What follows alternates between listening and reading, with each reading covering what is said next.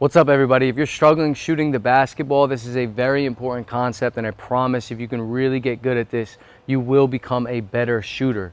All right? To me, this is one of the most important, if not the most important concept when it comes to shooting the ball. All right? So we're just going to dive into it, and it has to do with your shooting hand and your guide hand and how to get your shooting hand in the center of the ball on the release of the basketball. So let me start by saying the release of the ball, your shooting hand should be in the center of the ball, number one. Number two, your palm needs to get square to the rim on the release of the ball. All right, so let me give you an example. And some players go late with the shooting hand, some players go early. But the bottom line is, at the end of your shot, your shooting hand needs to be under the ball, in the center of the ball, and it needs to get square to the rim. So if the camera was the rim right now, you're going to notice on the release, my shooting hand gets square to the rim, and it releases off the center of my hand. All right. Now, it can be early, like I mentioned, where my palm is square early, or elite level shooters also can be late, where their palm literally stays like this the entire time, and right before they release the ball, you're going to see their palm turn to the rim at that last second to get squared up and then release. All right. And again, this is body composition, and it's really preference of the type of shooter you are, and obviously has a lot to do with your hand placement and your lift path. All right. But now let's focus how to actually get to that spot. How do we make sure that we can get our hand in the center of the ball, and how do we make sure that we can get that palm square on the release? And that's where these four concepts come into play. All right. So the first one we're going to talk about is a perfect catch or perfect gather. And this is obviously ideal. We want to be able to catch with our hands set. We want to be able to gather with our hands set, and then not make any adjustments on our lift path and on our release. All right. So again, if I catch the ball here, I'm in a comfortable position. I start to go up into my shot. I'm not making any adjustments with my hands because my palm is in a good spot where I can just get into my release with my palm square, my hand in the center of the ball. All right. That's ideal. All right. Perfect catch or gather. Now, the next three are more difficult and require a lot of skill. So you have to really work on these next three. All right.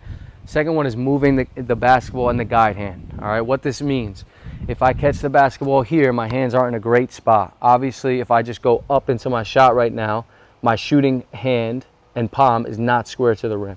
So I have to make adjustments. I can catch, and obviously too, I can catch and move the ball in my guide hand in order to get my shooting hand, or give my shooting hand and the ability to get square to the basket. So I'll catch, get here, move the ball in my guide hand, and then come up into my shot. Or I can catch here, begin to come up into my shot, and as I'm coming up, I'm moving the ball in my guide hand in order to eventually get my palm square to the basket. All right. So that's one concept, moving in the guide hand. The third one is actually moving the shooting hand, and I don't see players working on this enough. And I don't see trainers and coaches teaching this enough because it actually seems like it's wrong, but it's really necessary at a higher level to shoot the basketball. And let me give you an example of this.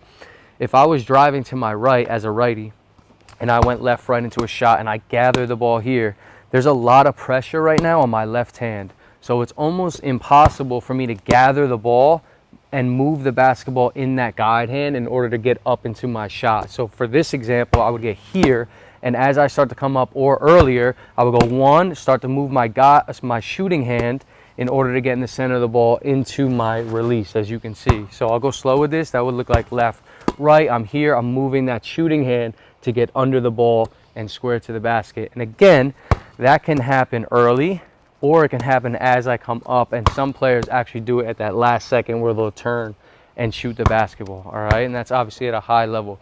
So again, moving the shooting hand, it could also be off the catch. I can catch the ball here. If there's a lot of pressure on my left hand, I'm not going to catch it and move it this way because there's too much pressure.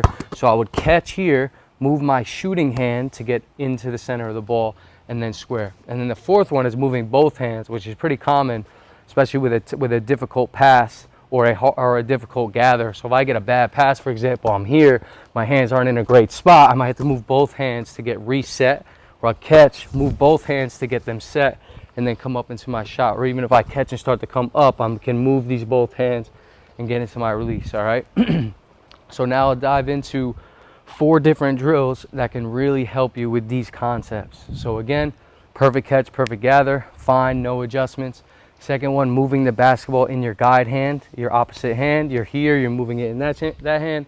Third one, move the shooting hand. Actually move it. So you're catching, you're moving that shooting hand to make sure you get in the center of the ball and square it to the rim.